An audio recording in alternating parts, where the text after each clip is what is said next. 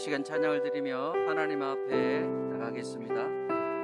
세상에 그 무엇도 우리를 평안케 할 수 있는 힘이 없고 오직 우리 주 예수 그리스도 그 사랑만이 우리를 평안 가운데 인도하여 주실 줄 믿습니다. 그러한 마음으로 나의 영혼이 이 시간에 찬양을 드릴 때 하나님의 은혜와 평강 가운데 있게 하여 주옵소서. 그런 마음으로 찬송가 내 영혼이 그 깊은 데서 찬양을 드리겠습니다.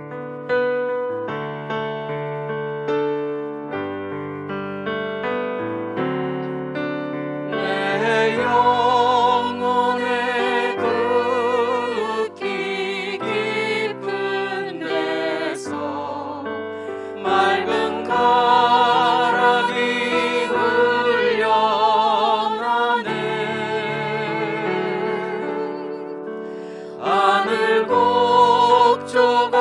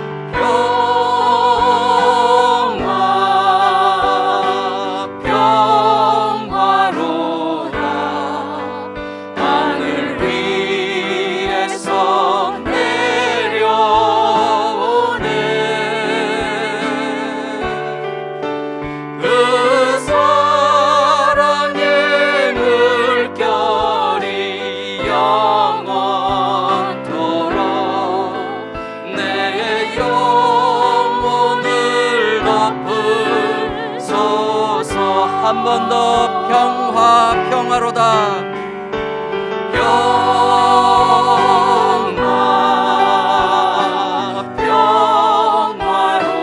평화로다. 하늘 위에서 내려오네.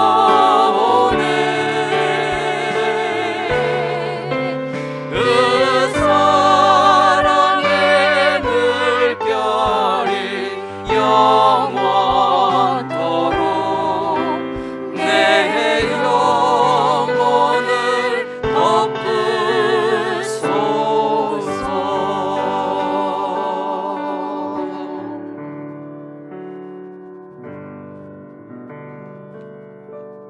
한 번 더 주님 앞에 찬양하며 나가겠습니다. 우리의 모든 형편을 아시는 주님께서, 우리에게 다시 한번 위로가 되시는 주님께서 이 시간에 우리의 찬양과 예배 가운데 함께하여 주시옵소서. 나는 오직 주님을 바라보며 주님 앞에 나가겠습니다. 그런 마음으로 하나님께 찬양드리겠습니다.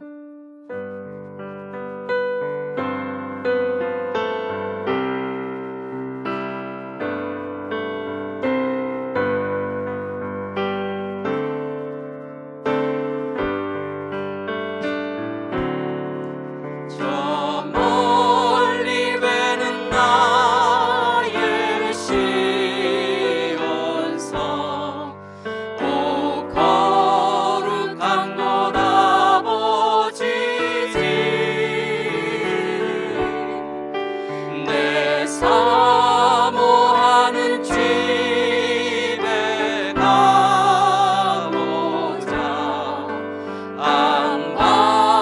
안밤을 세웠네.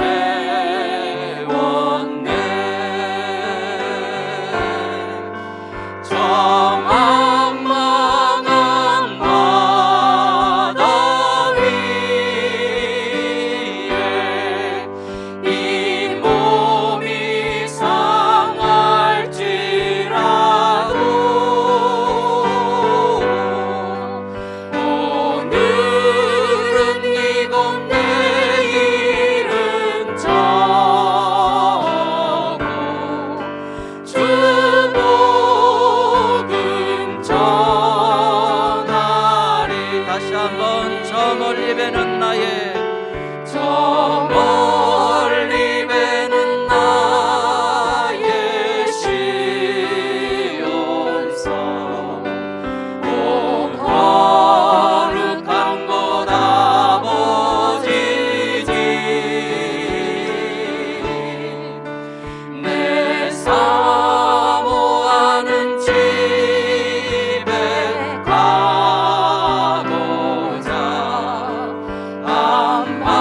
안밤을 세웠네.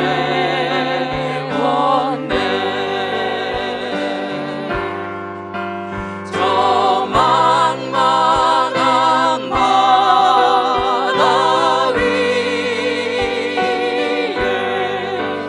이 몸이 상할지라도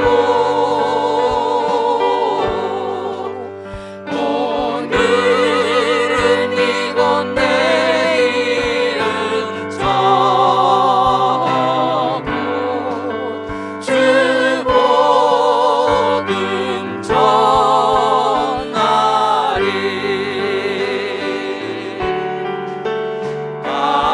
가득한 나의 갈 길 다가고 저 동산에서 편히 쉴 때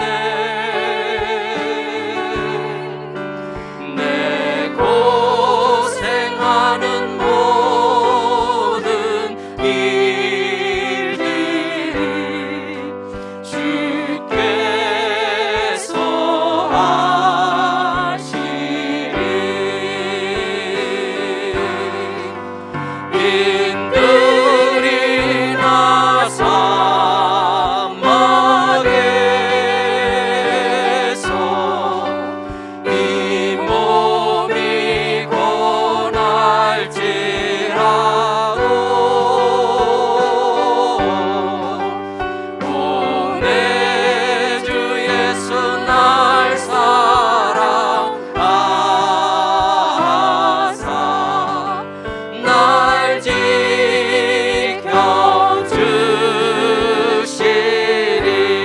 다시 한번 2절 부르겠습니다. 나는 나의 갈 길 다가고 저 동산에서 편히 쉴 때 내 고생하는 모든 일들 주께서 하시리. 빈들이 나 사막에서 이 몸이 고날지라도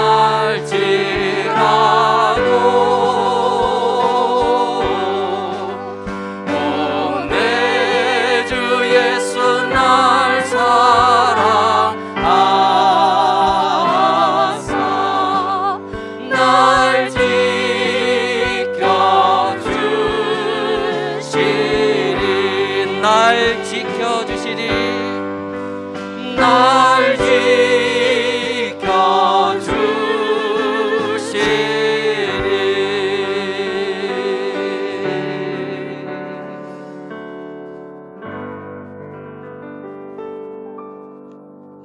지켜주시리. 하나님 앞에 더 기쁜 마음으로 이제 찬양을 드리겠습니다. 그 어떤 순간에 내게 올지라도 나는 주님 앞에서 찬양하겠나이다. 그러한 마음으로 하나님 앞에 기쁜 마음, 감사한 마음으로 찬양을 드리겠습니다.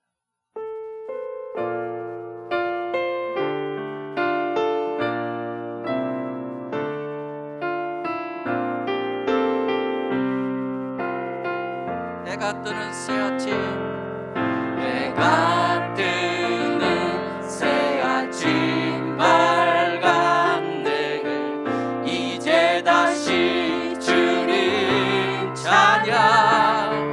무슨 일이나 어떤 일이 내게 놓여도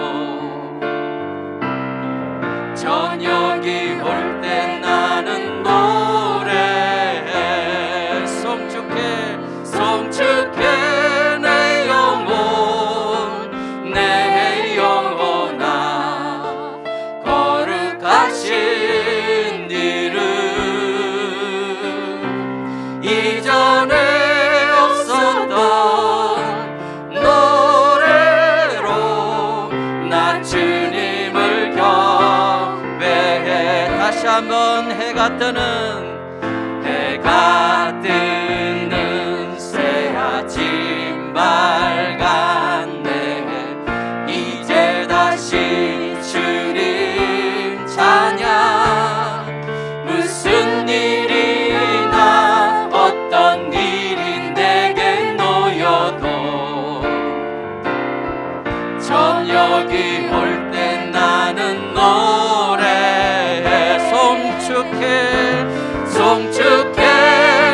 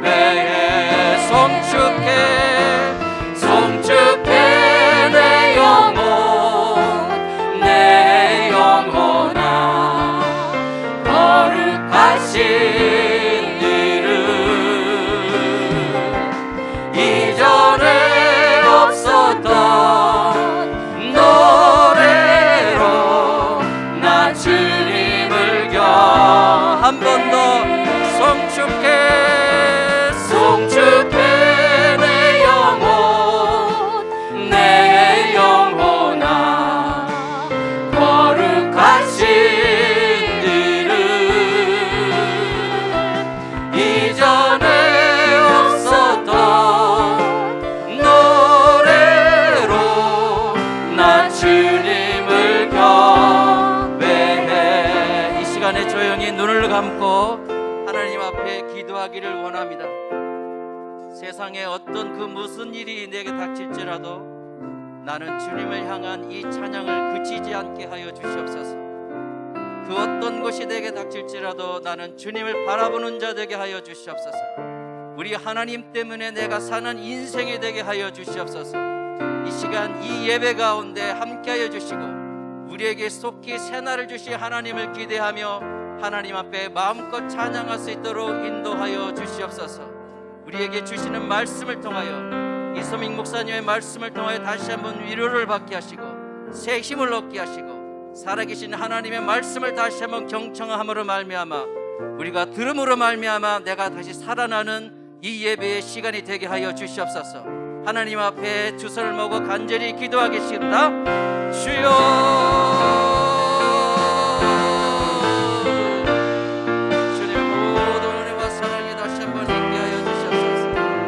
세상의 그 어떤 것이 내게 닥칠지라도 하나님 바라보며 사는 인생 되도록 인도하여 주옵소서. 나의 영혼아 송축할지어다. 주님 앞에 부르짖을지어다. 주님 앞에 나올지어다. 할렐루야.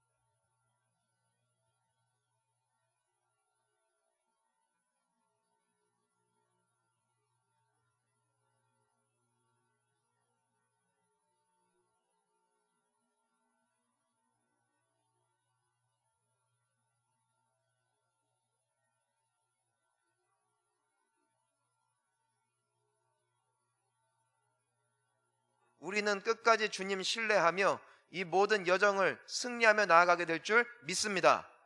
그래서 우리 큐티 했으면 좋겠고요, 성경 많이 읽었으면 좋겠습니다.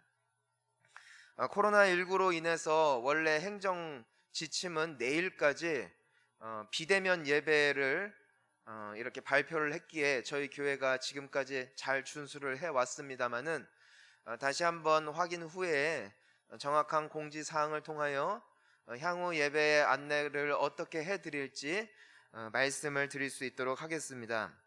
다음 주일은 선교 헌금을 드리는 날이니까 여러분, 지금도 세계 각지에 선교사님들은 여전히 흩어져 계시고, 우리나라는 그래도 어느 정도 컨트롤이 되지만 그런 오지에 낙후된 지역 가운데 계시는 분들은 아무런 보호도 받지 못하는 채, 하지만 우리 주님 사랑하는 마음으로 잃어버린 영혼들을 위하여 아직도 그 땅에 남아 계시는 선교사님들이 많이 계십니다. 그분들을 위하여 우리가 기도도 해야 되겠지만 또한 물질로서 후원해 드림으로 그분들이 그곳에서 생활할 수 있게끔 저희들이 돕고 있는 중에 있습니다. 그러니 우리 사랑하는 성도님들께서도 기도하는 마음으로 우리 선교사님들 헌금으로 물질로 후원해 주시면 감사하겠습니다. 우리 이 시간 함께 가슴에 손을 얹고 고백합니다. 하나님이 나를 사랑하십니다. 하나님이 나를 불쌍히 여기십니다. 그래서 내가 여기 있습니다. 그래서 나에게 소망이 있습니다. 믿으시면 아멘 하겠습니다. 아멘. 오늘 우리가 대예배 때 함께 말씀을 나누었지만 진짜 우리에게 필요한 것이 사랑이라는 것을 알게 되었습니다. 근데 여러분, 말이 쉽지 누군가를 용서하고 사랑하고 품는 것은 굉장히 어렵습니다. 여러분 모두 함께 아마도 신앙생활 하시면서 원수를 사랑하기 위하여 애를 써 보셨을 겁니다. 그럼에도 불구하고 품어주려고 나름대로 노력은 해 보셨을 겁니다. 근데 이것이 만만치 않습니다. 사람은 의외로 너무나 악하고 너무나 쉽게 변질되어지는 것을 보면서 우리가 제대로 된 사고를 가지고 그들에게 접근을 할 경우 사실상 우리가 품을 수 있는 사람들이 많지 않다는 것을 우리는 살면 살수록 더 느끼게 됩니다. 그런데 우리가 성경을 보면은 하나님은 우리를 사랑하신단 말이죠. 그리고 하나님은 우리를 용서하신단 말이에요. 한때는 저도 하나님이시니까, 그쵸? 하나님이니까 되는 거지, 우리는 절대 못한다 라고 생각을 했습니다.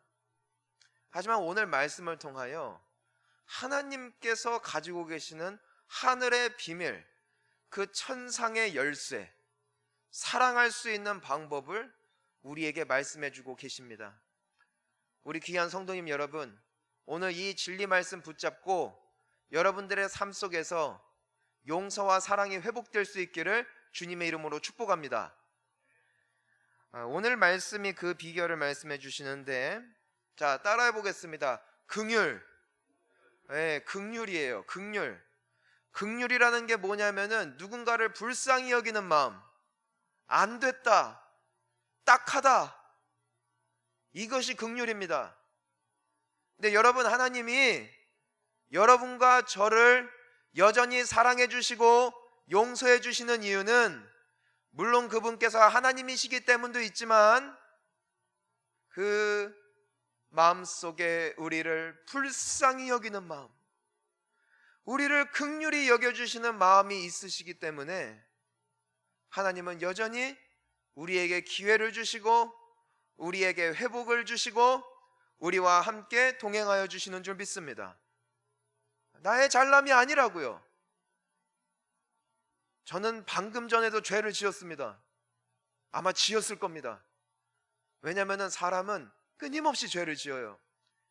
생각을 통해, 언어를 통해, 실수를 통해 우리는 끊임없이 죄를 짓습니다. 그런데 하나님이 만약에 우리가 누군가를 판단하고 정죄하듯 우리를 대하셨다면 이 자리에 살아남을 자가 없다는 것입니다.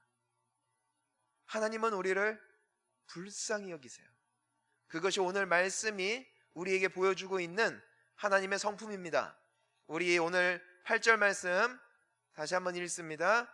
여호와는 긍휼이 많으시고 은혜로우시며 노하기를 더디하시고 인자하심이 풍부하시도다. 자, 보니까 하나님의 긍휼이 많으시기 때문에, 하나님이 우리를 불쌍히 여겨주시기 때문에 우리에게 어떻게 대해주신다고요? 은혜로이 대해주시고 노하기를 더디하시고 인자하심을 풍부하게 베풀어 주시는 것, 우리를 불쌍히 여겨주시는 하나님의 은혜인 줄 믿습니다. 할렐루야, 할렐루야. 나를 불쌍히 여기신다고. 하나님의 불쌍히 여기심을 누구보다도 풍성히 여겼던 자가 바로 오늘 이 시편 말씀을 기록한 다윗이에요. 여러분, 이 시편 말씀을 기록할 때에 그의 마음은 아찔했을 거예요. 왜냐하면 우리아의 아내 밧세바, 이미 남편이 있는 여인이죠. 하지만 그녀를 보고 그의 눈이 가리워져서 그 두 사람은 있어서는 안 될 그 행동을 하고야 말았고, 다윗은 거기서 더 나아가 그 부끄러운 죄를 덮기 위하여 충직했던 신하, 끝까지 충성했던 신하, 그 밧세바의 아내 우리아를 전장터에 나아가 죽게 만들었던 장본인이 다윗이었다는 거예요.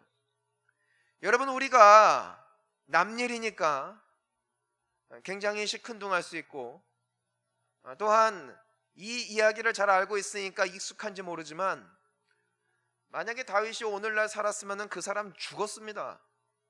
아마 사회에 매장당했을 거예요.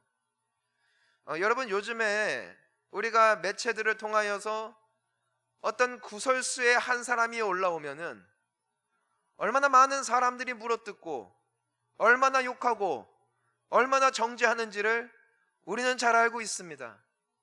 한 사람 지워버리는 거 별거 아니더군요. 그 사람에게 낙인 하나만 찍어줘서 기사 몇 개만 내주면 그 사람은 세상에서 가장 악한 사람으로 될 수도 있고, 혹은 가장 선한 사람이 될 수도 있는 것, 이것이 오늘날 우리가 직면하고 있는 현실 아니겠습니까? 다윗은 씻을 수 없는 죄를 누구에게 지은 거예요? 하나님 앞에 지었다고요. 사람 앞에 실수하고 사람 앞에 간음해도 용서받지 못할 것이고 기회를 받지 못하는 것이 세상의 이치일진데, 하나님은 어떠한 분이셨다?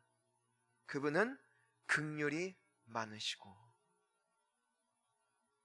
은혜로우시며 노하기를 더디하시고 인자하심이 풍부하셔서 그는 다윗을 버리지 않으셨어요. 그는 다윗을 포기하지 않으셨어요. 그에게 다시 기회를 주셨고, 그는 비록 밧세바와 갖게 되었던 아기는 죽게 되었지만 그들에게 두 번째 아기를 허락하여 주시는데, 그가 바로 우리가 잘 알고 있는 솔로몬이에요. 어찌 보면 이와 같은 희대의 천재가 나와서는 안 될 과거가 수치스러운 두 사람이었지만, 하나님은 다윗을 긍휼히 여기시고 불쌍히 여기셔서 그에게 다시 기회를 주셨고, 그가 다시 살아날 수 있는 은혜를 주심으로 다윗은 끝까지 하나님 앞에서 살게 되어진 줄 믿습니다. 다윗의 위대함이 아니에요. 하나님의 긍휼하심이 그에게 새로운 기회를 허락하여 주셨다는 것이죠. 사랑하는 성도님 여러분, 지금 우리는 각자 모르는 모습을 갖고 이 자리 가운데 있지 않습니까? 저는 목사로 있고, 여러분들은 장로, 권사, 집사, 다 각양각색의 모습으로 함께 예배하고 있지만, 우리가 여전히 하나님을 예배할 수 있고 여전히 하나님의 은혜를 구할 수 있는 한 가지 이유가 있다면 나의 온전함이 아니에요. 나의 완전함도 아니에요. 우리는 늘 주님을 배반하고 늘 실수하나 그럼에도 그런 우리를 불쌍히 여기시는 주님, 이 은혜가 우리를 끝까지 나아가게 할 줄 믿습니다. 여러분, 이것이 비결이라고요. 하나님이 왜 우리에게 긍휼을 베푸실까?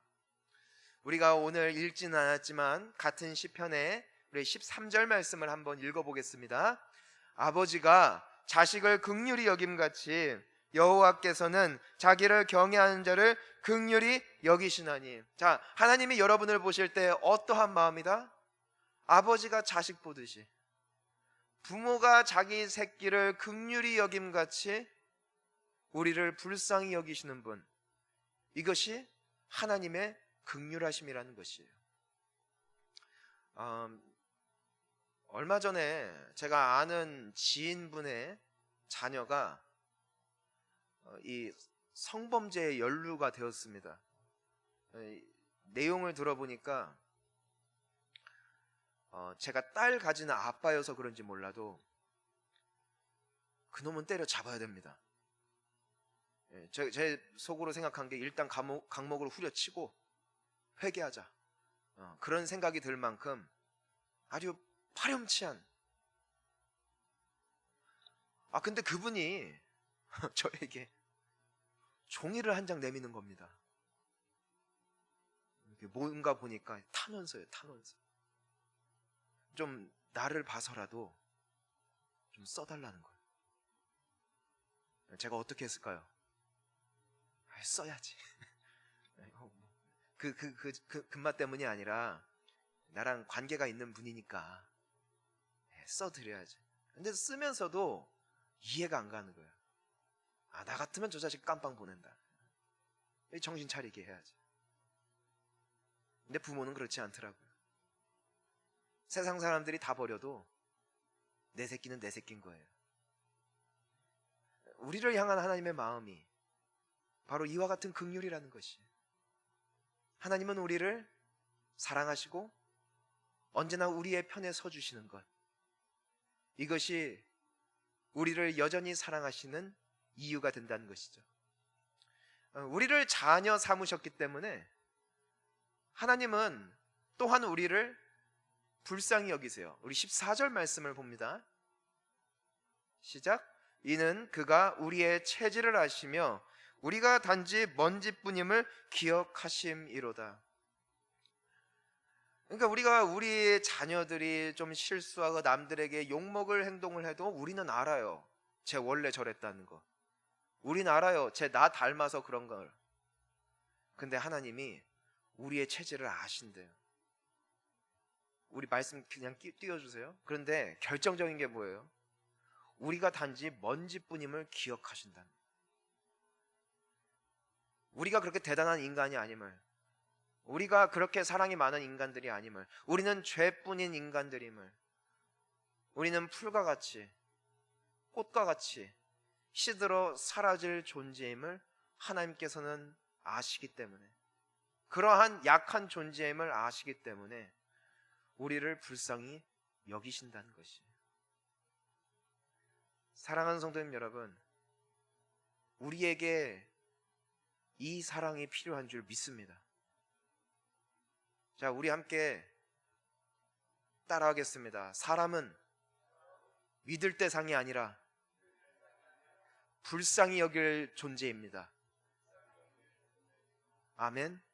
우리가 보통 상처받는 건 믿다가 상처받습니다. 아멘. 네. 우리는 사람을 믿어요. 믿고 싶어요. 우리가 결혼을 할 때에도 믿어요. 이 사람과 함께하면 평생 행복할 거야. 믿고 싶어요. 안 돼요. 그러니까 사랑이 미움과 증오로 바뀌죠. 교회에서 신앙생활 할 때에 우리는 믿어요. 그 사람을 믿는다고요. 저분은 집사님이니까, 저분은 중직자시니까. 그런데 그분들의 삶을 좀 더 알면은 기절초풍합니다. 여러분, 목회자 안 하신 거를 축복합니다. 교회 안에 있으면 별의 별소리를 다 듣습니다. 너무나 많은 일들이 있어요. 우리가 세상 살면서 그렇죠. 그런데 교회를 다니면서도 그런다고요. 너무나 놀랍지 않습니까? 그거 보면 사랑 못해요. 그 사람의 행실만 보면 품지 못해요. 하지만 그 역시도 먼지뿐임을 기억하고, 이것이 그 사람이 아니라 그 안에 내재되어 있는 그 강력한 죄성이 그 사람으로 말미암아 그렇게 살 수밖에 없게끔 만든다는 것을 우리가 기억하고 불쌍히 여길 때, 우리는 그들을 품는 자리에 좀 더 가까이 나아가게 될 줄 믿습니다. 여러분, 하나님은 아버지의 긍휼이잖아요, 그렇죠? 아버지가 자식을 불쌍히 여김같이 불쌍히 여기세요. 그런데 예수님은 한 수 위에요. 그분은 아예 천국에 있으면 우리가 겪는 고초를 다 이해할 수 없으니까 그분이 직접 인간의 몸을 입으시고 체험학습 나오십니다. 우리가 경험하는 모든 시험, 모든 죄의 문제, 왜 인간이 이토록 치졸하고 더러울 수밖에 없는지 예수님이 다 경험하시는데, 우리가 잘 알고 있는 원수 마귀가 예수님을 광야에서 시험하는 것을 보게 되죠. 근데 그때 예수님께서 우리가 겪을 시험 다 당하신 거예요. 자, 첫 번째가 무슨 시험입니까? 돌을 떡으로 만들라. 40일 동안 굶은 분에게 그렇게 말했다는 것은 무엇이냐면은 어떤 유혹? 육신의 만족이에요. 육신의 만족. 어떤 성적인 쾌락이라든가 내 몸의 평안함이라든가 좋은 곳에서 안락하게 있고 싶어하는 이 모든 유혹을 이 돌을 떡으로 만들라는 그 한마디 속에 다 들어있는 거예요. 예수님이 힘들었을까요? 쉬웠을까요? 너무 힘드신 거예요. 너무 힘들. 두 번째 시험 뭡니까? 성전에서 뛰어내리라는 거예요. 이게 무슨 유혹인가요? 인기의 유혹이에요. 인기. 사람들이 예수님이 만약에 성전 꼭대기에 올라가 서 있으면 사람들이 술렁일 거예요. 저 사람 저기 왜 올라갔냐? 뛰어내릴 때 사람이 뛰어내렸다고 막 뛰는데 천사가 그 발을 딱 잡아서 조금도 상치 아니하고 그 높은 곳에서 떨어졌음에도 불구하고 사뿐하게 서는 순간, 한마디로 그분은 소위 오늘 용어로 인싸가 되는 거예요. 인싸. 모든 사람들이 추앙하고 높이고 따르는 인기. 우리에게 이 인기의 유혹이 있죠. 너무 힘든 거예요. 너무 힘든 거예요. 왜 힘들어요? 지금 육신의 옷을 입으셨기 때문에. 마지막 세 번째가 뭐예요? 너 나에게 절만 하면 이 세상의 모든 것을 너에게 줄 것이다. 부와 명예와 모든 것들이 바로 너의 것이 될 것이다. 무엇만 하면? 나에게 엎드려 절만하면. 딱 한 번이에요. 한 번만 나와 손잡으면 네가 보고 있는 람보르기니, 페라리 다 네 거야. 이 호화, 저택, 저 아파트. 요즘에는 가장 존귀하신 주님이 누구예요? 건물주잖아요. 건물주. 그렇죠? 사람들이 가장 높이고 섬기는 주가 오늘날에는 건물주래요. 건물주. 네. 네가 저 강남에, 저 청담동, 저 높은 빌딩에 건물주가 될 수 있어. 뭐만 하면? 나와 한 번만 손잡으면.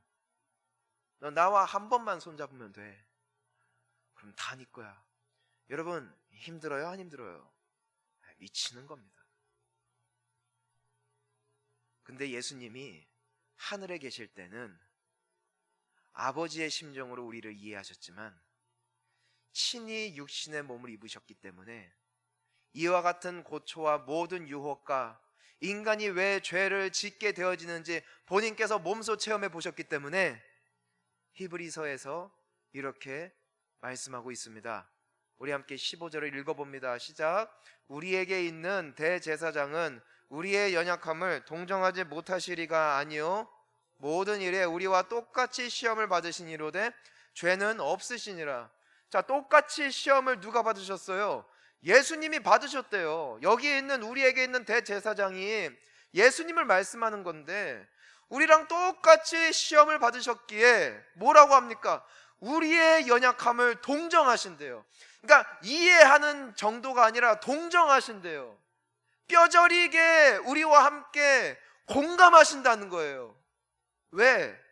똑같이 시험을 받아보셨기 때문에. 그래서 16절을 봅니다.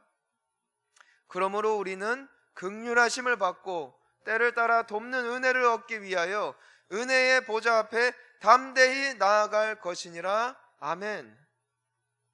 그러니까 주님은 우리를 긍휼히 여기신대요. 나 죄 지었어요. 그래도 주님 나 불쌍히 여겨주세요 하면은 예수님이 내가 너를 불쌍히 여기노라가 아니라 나도 너 이해한다예요. 나도 너 이해한다. 그거 얼마나 힘든지 나도 안다. 하지만 내가 너를 회복시킬 것이고 다시 너에게 은혜 베푸기를 원한다. 이것이 우리가 지금까지도 예수님의 은혜를 받고 있는 유일한 비결이라는 것이에요. 사랑하는 성도님 여러분, 우리는 누구다?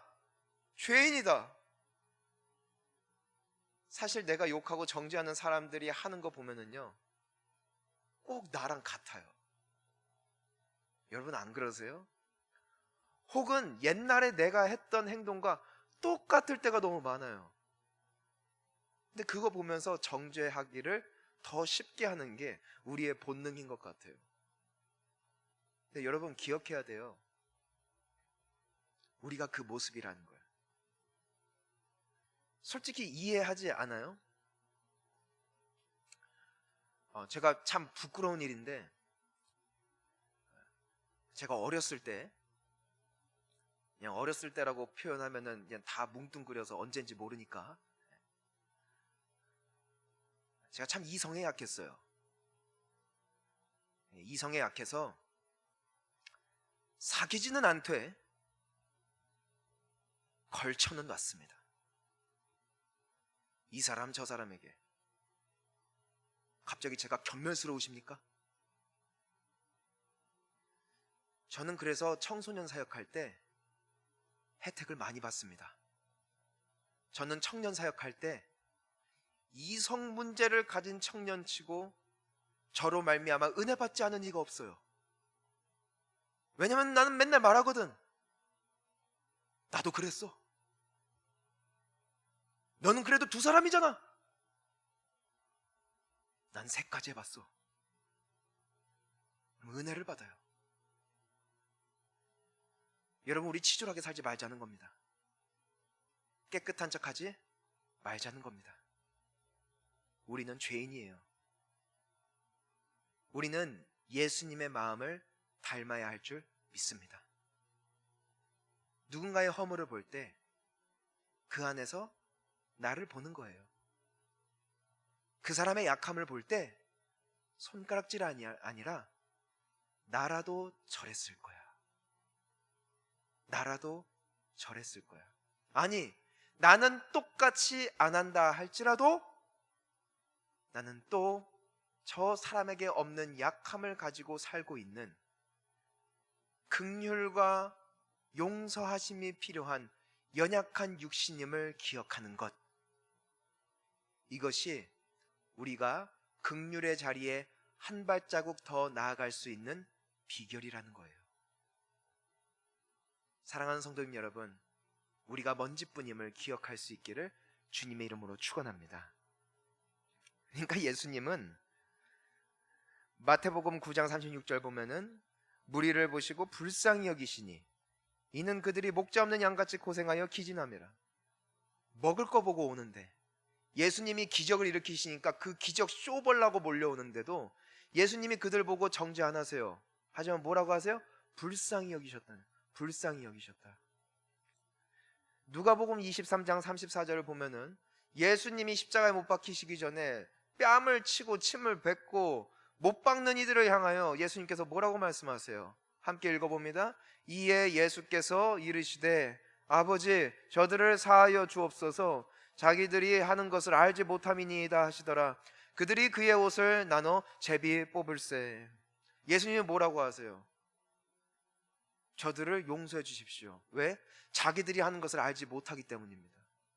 저들도 내가 보는 천국을 봤다면 저러지 않았을 텐데, 저들도 내가 만난 하나님을 만났더라면 저러지 않았을 텐데, 저들이 알지 못하기에 저러는 것이니 아버지 저들을 불쌍히 여겨 주시옵소서. 여러분, 여기에 정답이 있어요. 우리가 손가락질하는 사람들 있죠, 욕하는 사람들 있죠. 그들도 하나님을 만났다면, 그들도 우리가 믿는 것을 믿었더라면 저러지 않았을 텐데, 저들도 성령을 받아 성령 안에서 누리게 되어지는 이 자유와 기쁨 속에 하나님이 주시는 평강과 의의 열매를 맺는 인생이 얼마나 복된지를 저들도 알았다면 저렇게 살지 않았을 텐데, 아버지 저들을 불쌍히 여겨 주시옵소서. 자기들이 하는 것을 알지 못함이니이다. 여러분, 이것이 우리에게 회복되어야 할 기도인 줄 믿습니다. 네, 맞아요. 저들도 우리와 같이 예수님 만났다면 그렇게까지 안 했을 거예요. 저들도 우리와 같이 성장할 수 있었다면 그렇게 안 했을 거라고. 그들에게 필요한 것은, 우리에게 필요한 것은 손가락질이 아니라 긍휼이에요.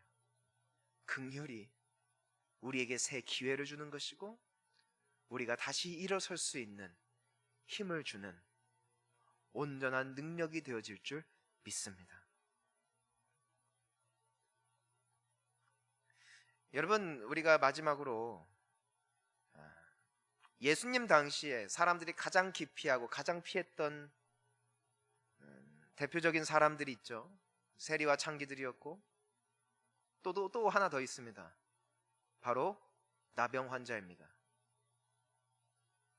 그들은 숨어 지내야 했고, 온몸을 천으로 덮어야 했고, 일반인을 만난다면은 부정하다, 부정하다, 부정하다 3번 크게 외침으로 접근하지 못하게 해야만 하는, 어느 누구도 다가가고 싶어 하지 않았던, 그의 뭔가 치명적인 죄 때문에 저 병에 걸렸을 것이다, 끔찍한 저주에 걸렸던 것이다 라고 믿던 시대에, 그때가 바로 예수님의 시대였습니다. 하루는 예수님께서 제자들과 사람들과 무리들과 함께 길을 걸어가고 계시는데 한 사람이 달려오는데, 바로 나병 환자. 예수님 앞에 엎드렸을 때 사람들은 코를 막았어요. 왜? 냄새가 나니까. 여러분, 나병이 얼마나 무서웠냐면은 그냥 내가 살아 숨 쉬고 있는데 시체처럼 썩어버리는 게 나병이에요. 여러분, 혹시 동물 썩는 냄새 맡아본 적 있으세요? 너무나 고약하죠. 근데 사람 썩는 냄새, 형용할 수가 없죠. 사람들은 코를 막고 고개를 돌리며 어떻게 이런 부정한 자가 왔는가? 그들은 아마 욕설을 퍼부었을 것이고, 그들은 달려가서 돌을 집어 들고 그 사람을 향하여 던지려고 하던 찰나였을 거예요. 왜냐하면 그것이 당시 유대인들의 전통이었으니까, 그들의 관습이었으니까. 하지만 예수님의 모습을 보십시오. 마가복음 1장 41절 읽습니다. 예수께서 불쌍히 여기사 손을 내밀어 그에게 대시며 이르시되 내가 원하노니 깨끗함을 받으라 하시니. 자, 보세요. 예수님이 그 사람을 보고 코 막으셨어요? 도망가셨어요? 돌 집으셨어요? 너 죄 때문에 그렇다고 손가락질 하셨어요? 아니요. 예수께서 불쌍히 여기사 어느 누구도 내밀지 않았던 손을 예수님이 그 냄새나는 문둥병자에게, 모든 이들이 기피하던 그 사람에게 내미셨다는 거예요. 여러분, 기억하세요? 예수님도 사람이에요. 근데 무엇이 예수님으로 하여금 그에게 손을 내밀게 하셨다? 불쌍히 여기사. 42절입니다. 곧 나병이 그 사람에게서 떠나가고 깨끗하여 진지라. 사랑하는 성도님 여러분, 우리가 교회를 다니고 인생을 살아가면서 상종하지 못할 사람들을 봅니다. 우리의 이성으로는, 우리의 노력으로는 그들을 품을 수도 이해할 수도 없는지 모릅니다. 하지만 하나님의 그 한 마음, 긍휼히 여기시는 것, 예수님의 한 가지 마음, 불쌍히 여기시는 마음, 그 마음이 그 죄인들을 회복시키고 그들에게 다가갈 수 있는 능력이 되었다면, 오늘 이 능력은 우리 안에 회복되어야 할 축복의 열매가 되어야 할 줄 믿습니다. 여러분들의 배우자를 불쌍히 여겨주십시오. 예수님이 여러분을 불쌍히 여기시듯이. 여러분들의 원수와 여러분들에게 해를 가했고 여러분들의 아픔과 상처의 기억을 남겨줬던 그분들을 여러분 불쌍히 여겨주십시오. 용서한 게 아닙니다. 불쌍히 여겨주십시오. 그들도 예수님 만났다면 그러지 않았을 겁니다. 그들도 새 사람이 되었다면 그러지 않았을 겁니다. 하지만 그들이 아직 모르기에 어두움 가운데 거할 뿐입니다. 불쌍히 여겨주십시오. 여러분, 그때 우리는 그들을 사랑할 수 있을 겁니다. 우리는 그들에게 돌을 들어 찍는 것이 아니라 손을 내밀어 잡아줄 수 있을 것입니다. 예수님께서 잡아주시던 순간 나병이 떠났다는 것이 무슨 뜻입니까? 그 사람에게 있었던 그 모든 문제, 그에게 있던 그 모든 원한, 그에게 있던 모든 상처가 떠났다는 거예요. 무엇과 함께? 손을 잡아줌과 함께. 그들에게 필요한 것은 긍휼이에요. 그들에게 필요한 것은 사랑의 손길이에요. 우리가 예수님 닮는 사랑으로 이번 한 주도 승리할 수 있기를 주님의 이름으로 축원합니다. 함께 기도하시겠습니다. 우리를 사랑하시고 불쌍히 여기시사 새 기회를 주시고 손가락질하지 아니하시고 정죄치 아니하시고 오늘까지 오게 하여 주신 하나님의 그 크신 긍휼하심이 오늘날 우리의 인생 가운데 열매 맺는 은혜가 있게 하여 주시옵소서. 사실 우리가 정죄해야 할 요소, 손가락질해야 할 요소들이 너무나 많은 시대와 사람들 틈에 살아가고 있지만, 오늘 말씀 속에 나타난 이 비밀을 우리가 알 뿐 아니라 이제 그들을 바라볼 때 불쌍히 여기는 아버지의 마음으로, 또한 예수님의 마음으로 그들에게 사랑의 손길을, 또한 그들을 위하여 기도할 수 있는, 또한 그들을 위하여 중보할 수 있는 사랑의 사람들이 되어 오늘 이 나병 환자가, 그리고 그 냄새나던 죄의 냄새가 풀풀 나던 다윗이 그 긍휼하심의 은혜 가운데 온전히 회복되어졌던 것처럼 우리를 통하여 그들도 변화되어지게 하여 주시옵소서.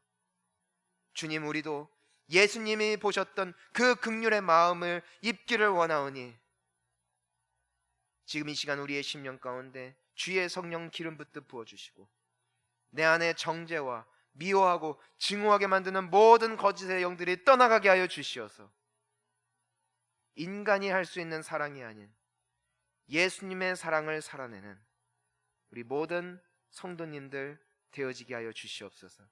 이들을 통하여 이들의 가정과 모든 어그러진 관계 가운데 주님의 평강과 회복이 임하는 축복의 통로 되어지게 하여 주시옵소서. 예수님의 이름으로 기도하옵나이다. 아멘. 예배를 마쳤습니다. 오늘 말씀을 기억하며 각자 자유롭게 기도하시고 이번 한 주도 주님 안에 승리하시기를 축복합니다. 우리 함께 주여 한번 외치고 기도합니다. 주여.